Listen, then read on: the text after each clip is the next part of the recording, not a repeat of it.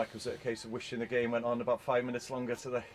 I don't know so much, because I don't know if it went on another 5 minutes we would have scored. Unfortunately, it was one of them days. I'm really disappointed. Not from my point of view, more from the lads. The effort that they put in deserved, I think, more than what we got out of the game, and we've created some really good chances. We've had 2 hit the bar, we've had 3 cleared off the line, and we've been in a lot of dangerous positions as well. So yeah, frustrated day. Alright, hapus fo pwynt o fan ar y diwedd? Ie, i ddod fan hyn ac i amddiffyn y gol fel wnaethon ni am gyfnodau hir. Maen nhw'n rhoi chi o dan real gwasgedd.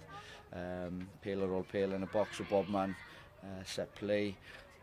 Ond fi'n credu dylen ni fod yn blês gyda ffordd ni di amddiffyn y cae heddi. A ti'n gweld un cyfle falle mae Elliot Evans wedi cael y bach o smash and grab, ac ni ddim yn heiddiannol cael 3 phwynt heb os, ond fi'n blês iawn dros y chwaraewyr heddi.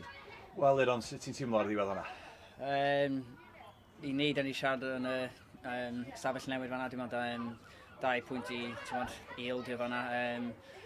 Da ni wedi cael chances, mae'r keeper wedi gwneud saves da ar y llinell, jyst ddim yn dropio i ni a hitio'r bar 2 waith hefyd.